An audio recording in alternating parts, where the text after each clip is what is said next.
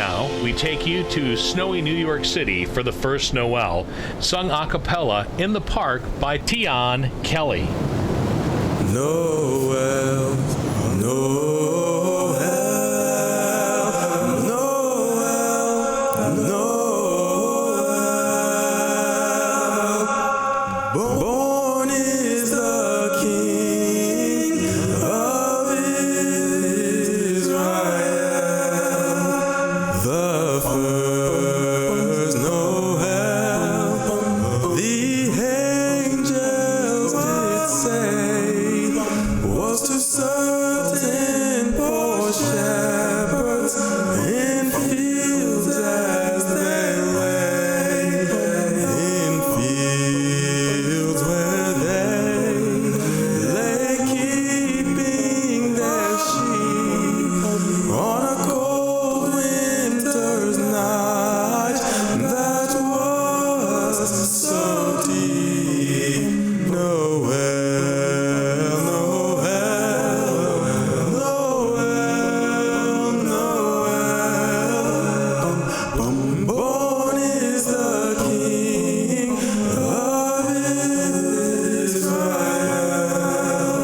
They looked up and saw a star shining in the east, beyond them far, and to the earth it gave great light, and so it continued both day and night.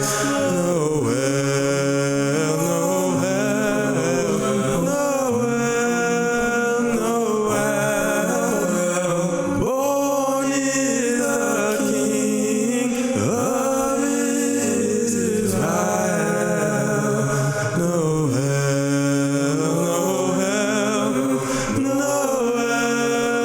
Noel, Noel. Born is the King of Israel.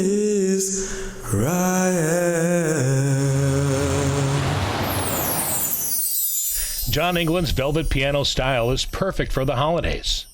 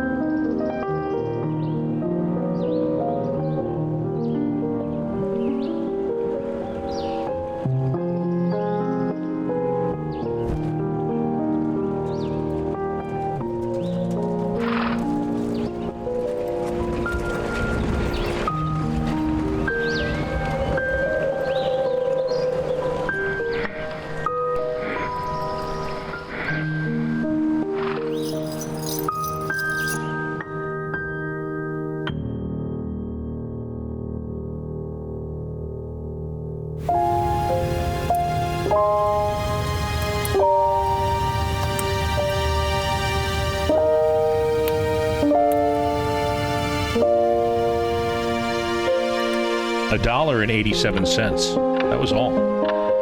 And 60 cents of it was in pennies. Pennies saved 1 or 2 at a time by upping the grocer and the vegetable man and the butcher until one's cheeks burned with the silent embarrassment of penny pinching that such close dealing implied. 3 times Della counted it.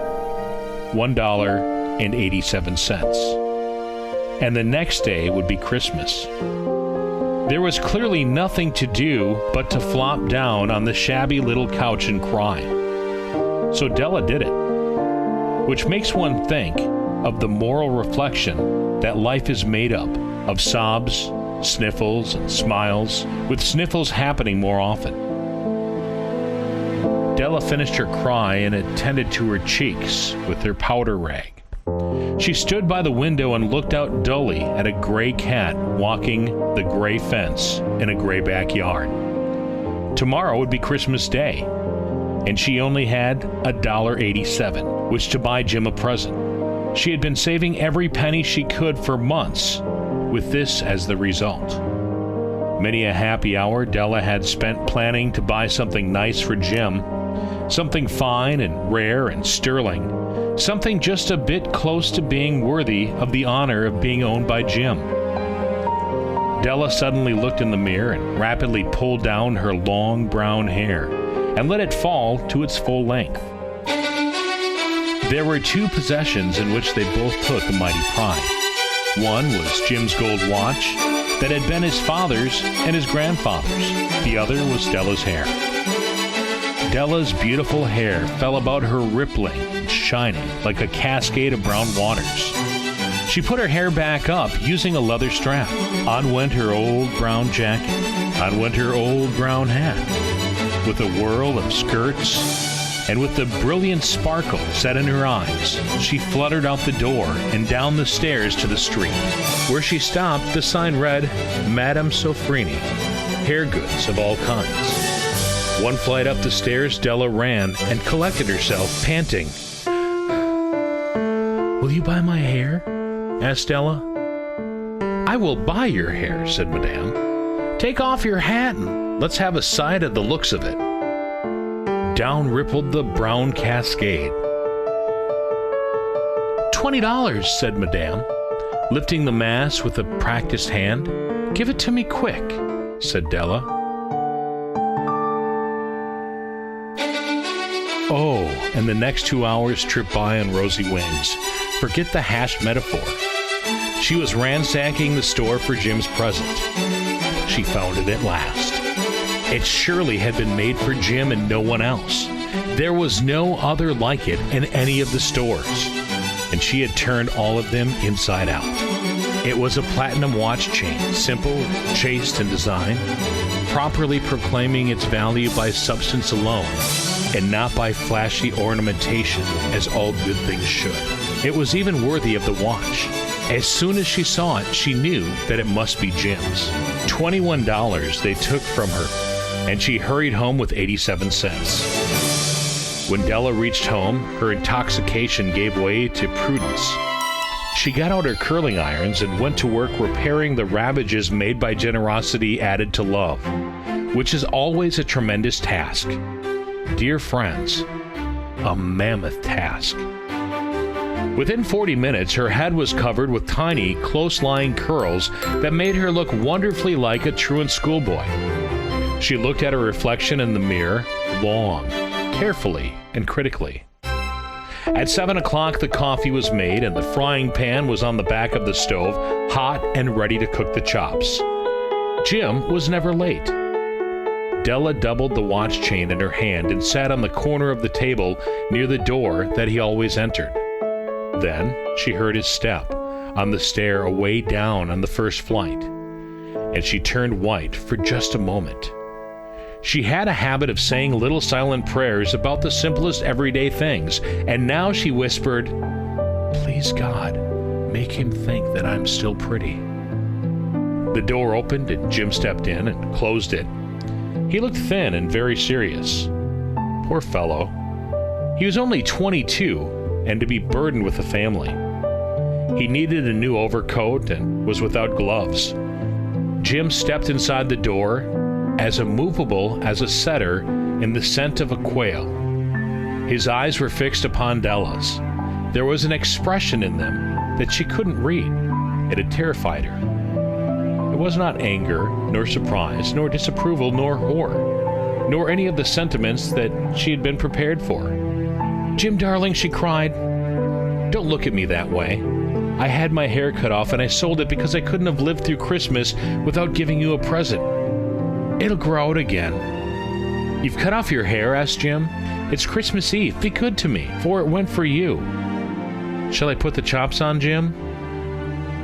Jim drew a package from his overcoat, tossed it on the table. "Don't make any mistake, Della. About me, I don't think there's anything in the way of a haircut or a shampoo that could make me like my girl any less. But if you'll unwrap that package, you may see why you had me going at first." Fingers nimbly tore at the string and the paper, and then an ecstatic scream of joy, and then, alas, a quick feminine change to hysterical tears and wails. For there lie the combs, the set of combs side and back that Della had worshipped long in the Broadway window. They were expensive combs, she knew. Her heart had simply caved and yearned over them without the least bit of hope of possession. And now they were hers.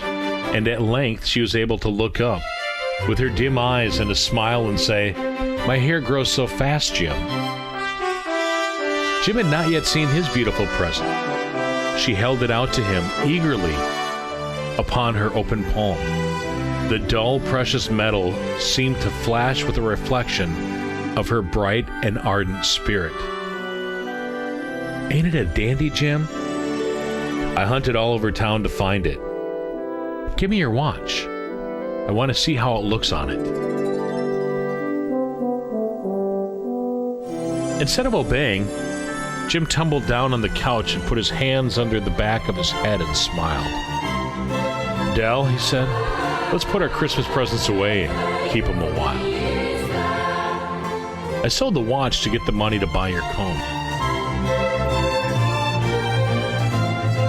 Now, suppose you put the chops on." The Magi, as you know, were wise men, wonderfully wise men, who brought gifts to the babe in the manger. They invented the art of giving Christmas presents. But in a last word to the wise of these days, let it be said that of all who give gifts, these two, Dell and Jim, were the wisest. Of all who give and receive gifts such as they are the wisest.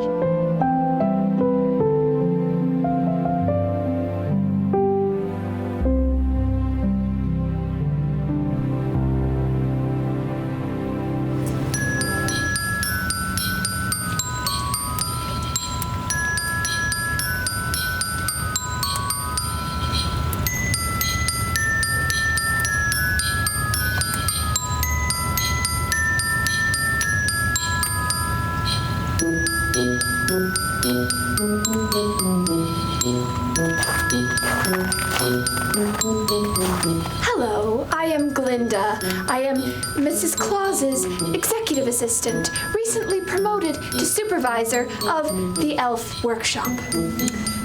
Now, without further ado, I would like to introduce the one, the only, Mr. Claus! The one and only Mr. Claus! Ho, ho, ho! You're not Santa. Yes, I am. I work with you. I'm Santa now. What are you doing here? He's gone. I'm filling in. What do you mean he's gone? Gone where? He's done. He's left us. He's left us all. He's gone. What do you mean? What happened? I have to text Mrs. Claus. Oh, you want to know what happened? I'll tell you what happened. He's given up. He's done. He's tired of all the people killing other people, cheating other people. Look at the news. This world's got their shit. It's f***ing despicable. What are we gonna do about Christmas morning? I mean, you can't fit down the chimney. Yes, I can. Here's Santa. Merry Christmas! Ho, ho, ho!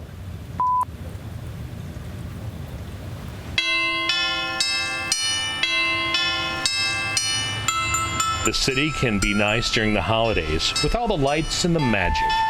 But let's take you to Colorado, where our friend Dick Hardwick and his own unique take on the classic poem Over the River and Through the Woods.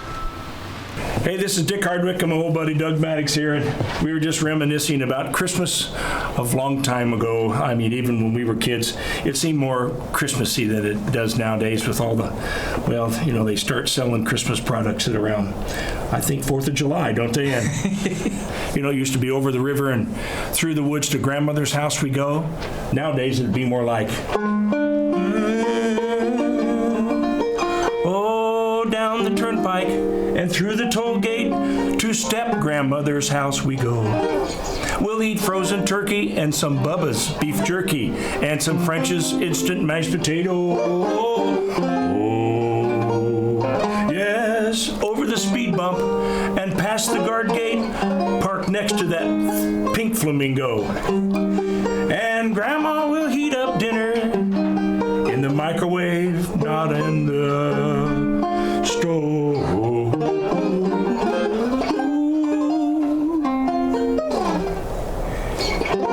Happy holidays, everybody.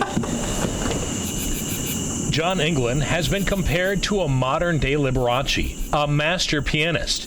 He brings his amazing talent to this classic Christmas tune.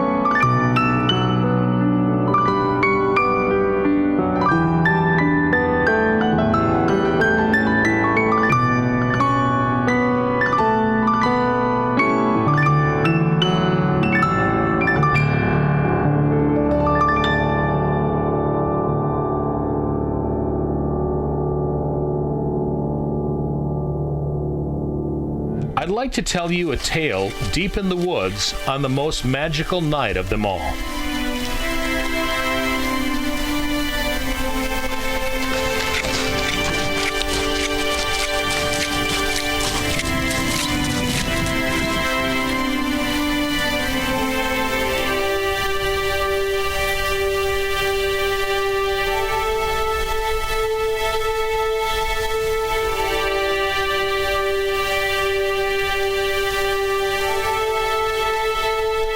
'Twas the night before Christmas, when all through the house, not a creature was stirring, not even a mouse.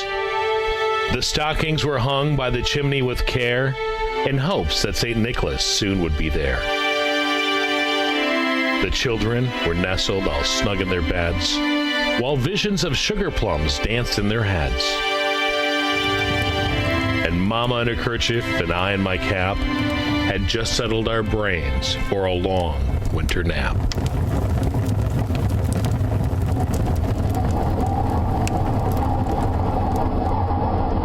When out on the lawn there arose such a clatter, I sprang from my bed to see what was the matter.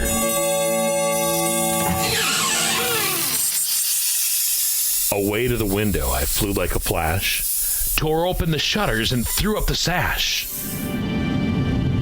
The moon on the breast of the new fallen snow gave the luster of midday to objects below. When what to my wondering eyes should appear but a miniature sleigh and 8 tiny reindeer. With a little old driver, so lively and quick, I knew in a moment it must be St. Nick. More rapid than eagles, his coursers they came, and he whistled and shouted and called them by name. Now Dasher, now Dancer, now Prancer and Vixen, on Comet, on Cupid, on Donner and Blitzen. To the top of the porch, to the top of the wall, now dash away, dash away, dash away all. As dry leaves that before the wild hurricane fly, when they meet with an obstacle, mount to the sky. So up to the housetop the coursers they flew, with the sleigh full of toys, and St. Nicholas too. And then, in a twinkling, I heard on the roof the prancing and pawing of each little hoof. As I drew in my head and was turning around, down the chimney St. Nicholas came with a bound. He was dressed all in fur from his head to his foot, and his clothes were all tarnished with ashes and soot. A bundle of toys he had flung on his back, and he looked like a peddler just opening his pack.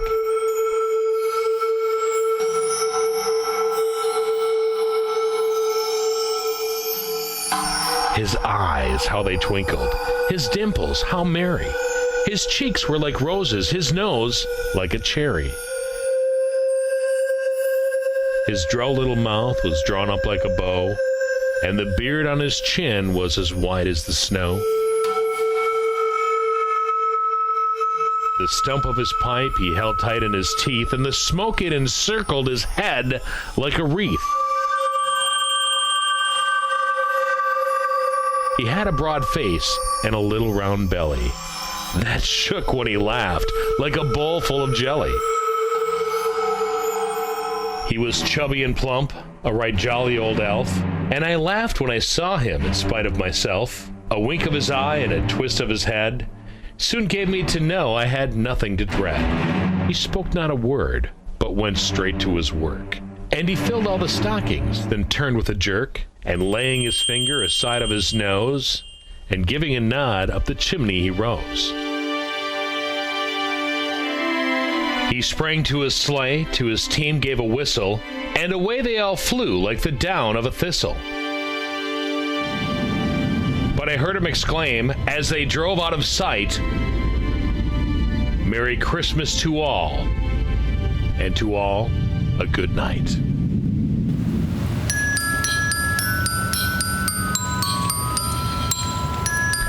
Now jump in your sleigh and head up to the hills toward the North Pole, where Santa is MIA.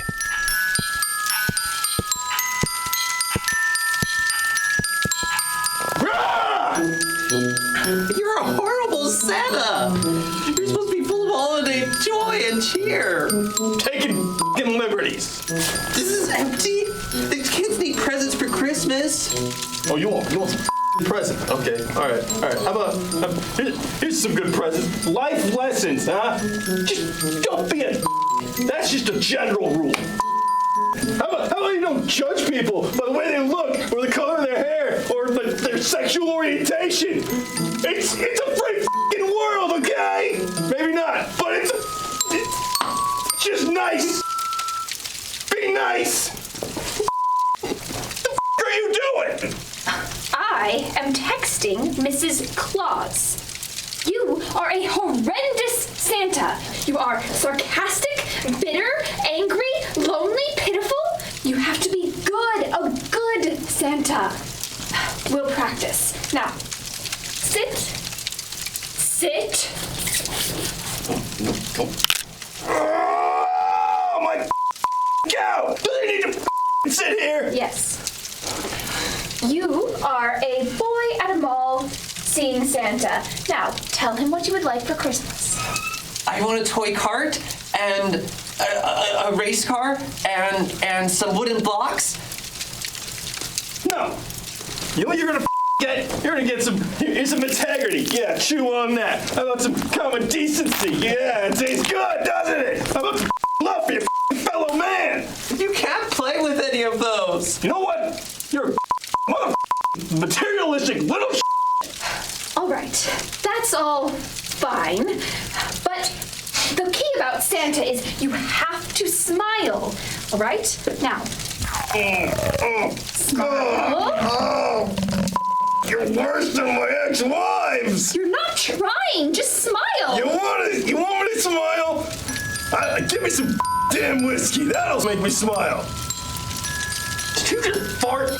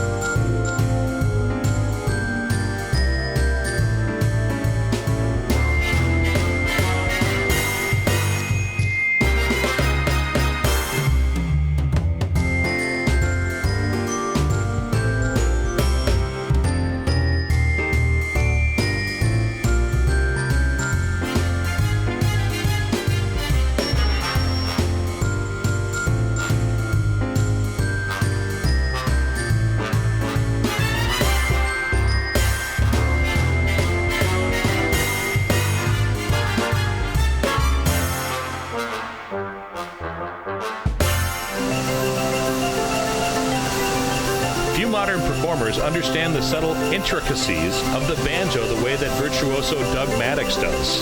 By all accounts, he's one of the best banjo players alive. You may be more accustomed to the 4-string variety, but you'll notice the 5th string on Doug's banjo in this classic performance.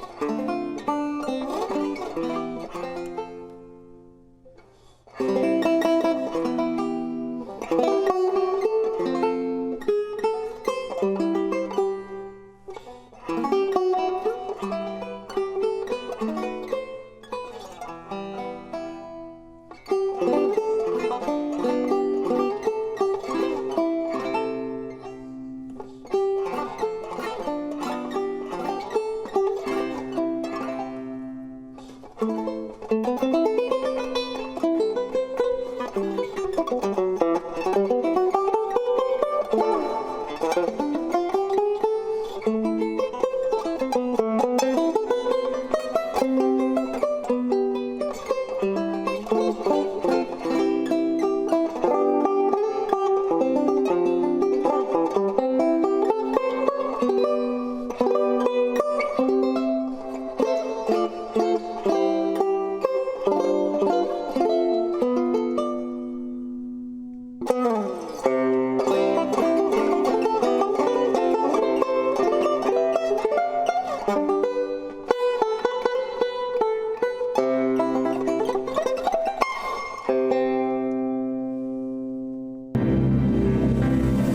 heard it on banjo. Oh Holy Night is a Christmas classic that deserves to be revisited. This time, John England performs on a grand piano.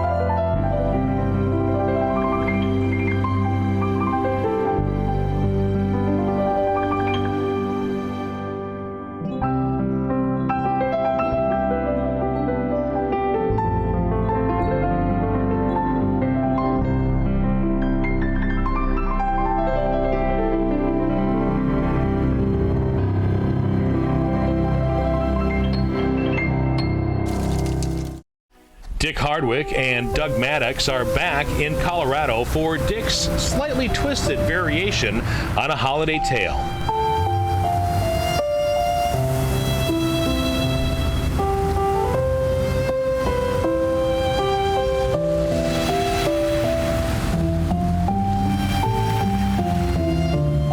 Hi, this is Dick Hardwick and my old buddy Doug Maddox, and The Night Before Christmas, Sideways. 'Twas the crisp before nightmas when house for the all, not a stir was creeping, mouse even a knot. The chims hung by Stockton with Nair, with nick of despair would soon be hopeless. Then out on the lawn under the mistletoe, somebody was playing that old banjo.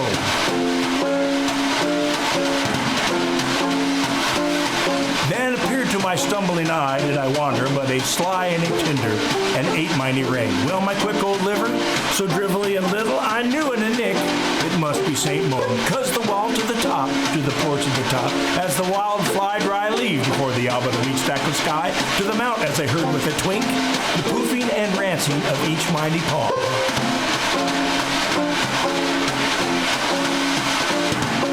Well, I rounded my turn, I heaped a drew. Down the bound came St. Jim with a nick of me. He had a drew little rump drawn up like a bow. The chief of the stump held tight in his pipe. He had a belly face and a round little broad.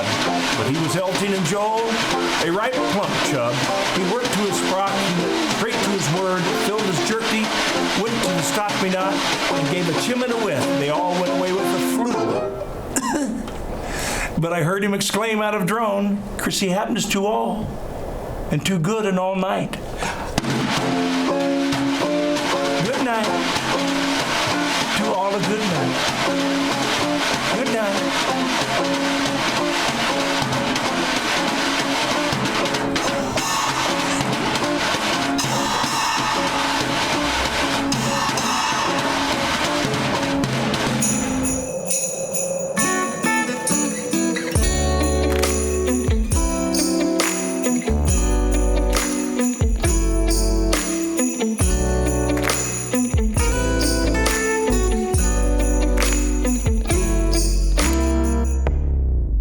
Babe, the holidays are such a stressful affair. Ain't got no time to take it slow. Well, I talked to Santa Claus, and he gave us one private evening under the old mistletoe. Oh, for we hear those reindeers walking, and all our relatives won't stop talking. I got business with you.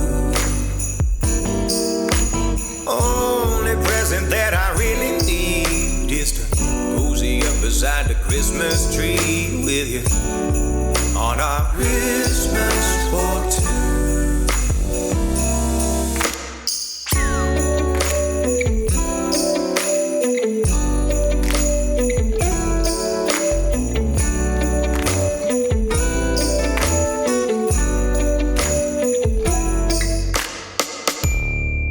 Phones are always ringing, why don't we put them away?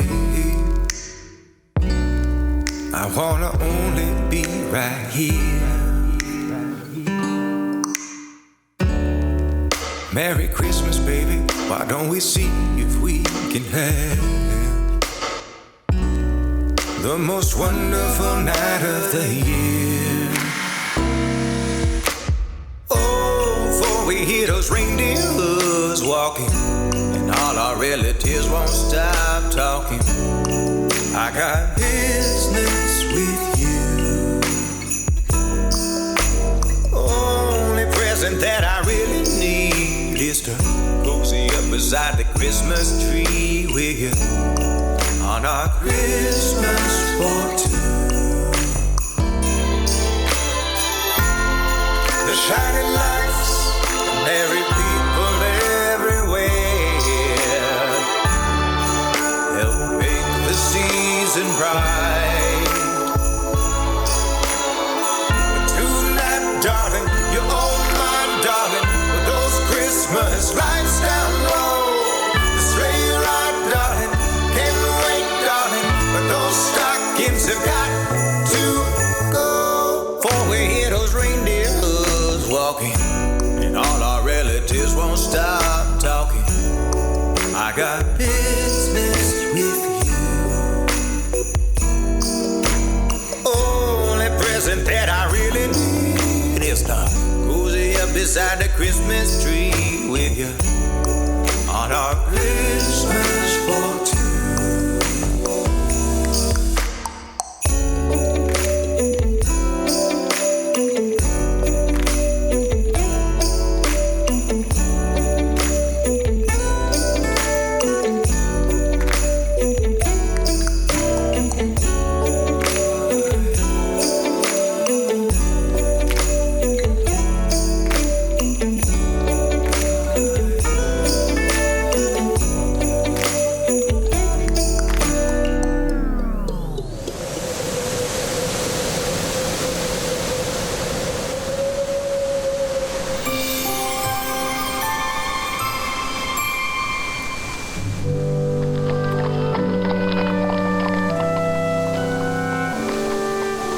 horse plodded proudly amidst the frozen alpine conifer trees.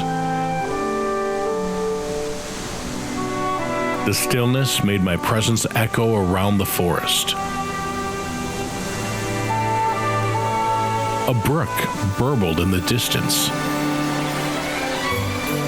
making me consider that I was a short way from my destination.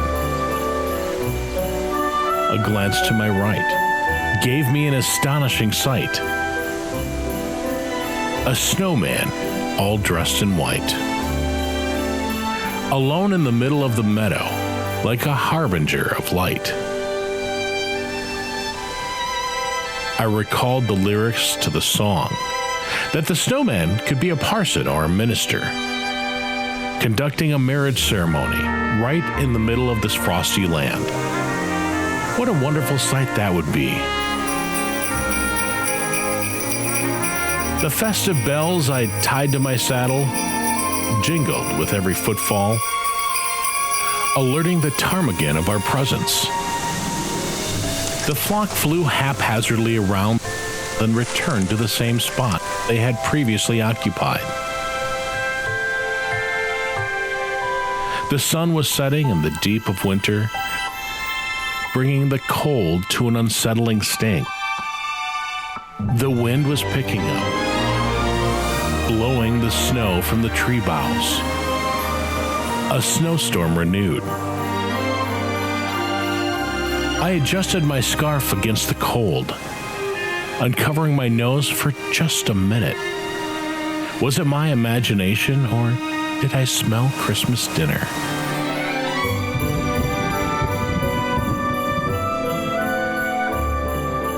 I gave my horse a steady nudge, and in agreement with my haste, he took off in a smooth canter, rounding the bend to the bridge. The smoke from the wood stove rose in the evening air, conspiring in my hunger pains. My horse and I knew we were almost there. Arriving in the heated barn, my horse trumpeted a grateful whinny and readily accepted the feed bag of oats around his neck. Happily nodding to the other barn animals, he was unsaddled, unbridled, and brushed. Leaving my snow-soiled boots, coat, and hat in the vestibule, I bowed my head to enter the heated cabin. A rush of relief enveloped me at seeing my elderly folks holding hands and glowing with my Christmas homecoming. Hugged and handed a beautiful warm brandy.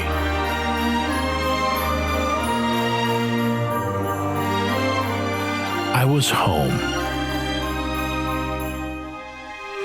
It's been a long time coming.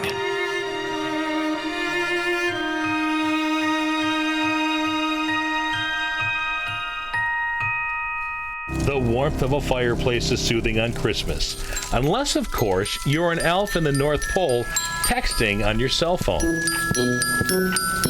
You're still Santa? Right, I am. I'm picking up all your work back at the shop. You get my text message? No, I'm an elf. I don't have a cell phone. You're fired.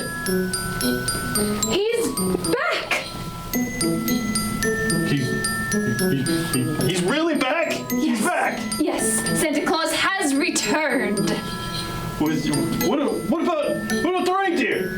They're fine. The sleigh? He upgraded. It's an e-sleigh now. What about the toys? He's got toys. I like toys. Well, back to work. You're not fired. I'll see you at the cubicle. Merry Christmas.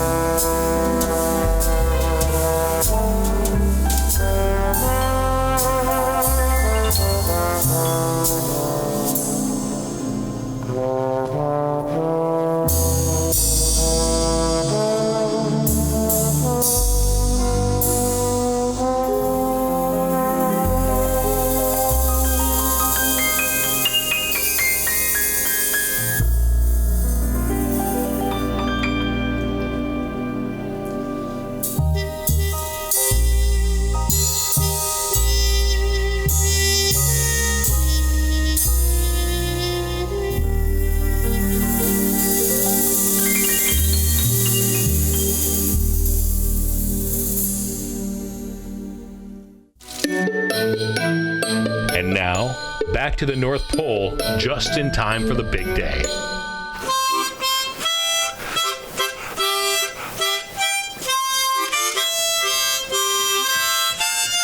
Santa? Santa, look at the way I'm dressed. Who else would it be? Where's your beard? I didn't recognize you. Oh, I'm the new president for the Beard Club for Men. I shaved it off until we start delivering presents because I've been on hiatus, as they say. No, but everybody's been waiting to start delivering presents. They've been in their cubicles looking all over the internet nonstop for you. Well, I've been down at the bar at Pico and Sepulveda. You guys ought to join me once in a time. You know, you're a little uptight these days. But we've been trying to start Christmas. We don't even have all the toys ready. What is this? These are toys that I was going to show you because we used to deliver these many, many years ago. You see, this bell tree right here was made back in the 1700s, and these symbols, all handmade. People worked their hands to the bone, to the knuckles alone. And there's just one thing I want you guys to know. I want to come back. I want a reprieve. And I'll bring presents to you and all the boys and girls if you do one thing. Pull my finger. I still got it, man.